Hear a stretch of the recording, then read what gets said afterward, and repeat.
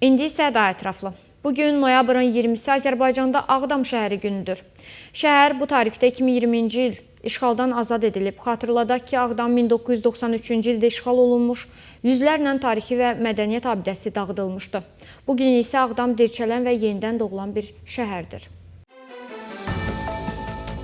Vətən müharibəsindən sonra imzalanmış üçtərəfli bəyanata əsasən Ağdam rayonu 2020-ci il noyabrın 20-sində bir güllə atılmadan Azərbaycana qaytarılıb və Prezident İlham Əliyevin sərəncamı ilə həmin tarix Ağdam şəhəri günü kimi qeyd olunur. İşğal dövründə böyük dağıntılara məruz qalan Ağdamda son 4 ildə geniş miqyaslı bərpa və quruculuq işləri həyata keçirilir. Şəhərin baş planı təsdiqlənib. Məktəblər, uşaq bağçaları, yaşayış kompleksləri, sənaye müəssisələri, yol və enerji infrastrukturu, eləcə də muğam mərkəzi və digər sosial obyektlər istifadəyə verilib. Prezident İlham Əliyev və birinci xanım Mehriban Əliyeva Ağdama mütəmadi səfərlər edərək işlərin gedişatına nəzarət edirlər. Artıq Xıdırlı, Sarıcalı və Kəngərli kəndlərinə sakinlərin qayıdışı başlayıb. Ağdamda aparılan tikinti quruculuq işləri rayonun müasir yaşayış məskəninə və böyük sənaye mərkəzinə çevriləcəyindən xəbər verir.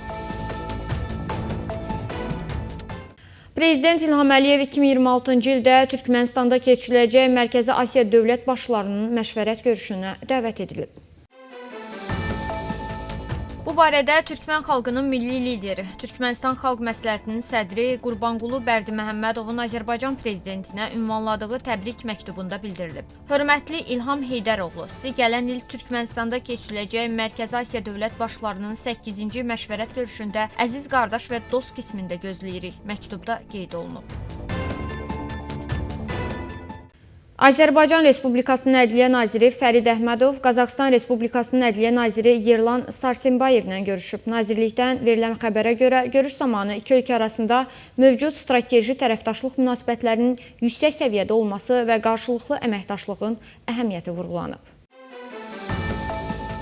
Ölkələr arasında imzalanmış sənədlərin əməkdaşlığın genişləndirilməsinə verdiyi töhfədən bəhs edilib. Hüquqi sahədə yardımın göstərilməsinin və beynəlxalq müqavilələr əsasında praktiki təcrübə mübadiləsinin əhəmiyyətinə diqqət çəkilib. Tərəflər həmçinin Türk Dövlətləri Təşkilatı çərçivəsində ədliyyə sahəsində əməkdaşlıqda maraqlı olduqlarını bildiriblər. Görüşdə məhkəmə qərarının icrası və xüsusi icra institutunun tətbiqi, notariat fəaliyyəti, ədliyyə sahəsində rəqəmsallaşma və süni intellektin tətbiqi, vətəndaş yönümlü rəqəmsal həllərdən istifadə, məhkəmə ekspertizası sahələrində qarşılıqlı təcrübə mübadiləsinin davam etdirilməsi məsələləri müzakirə olunub.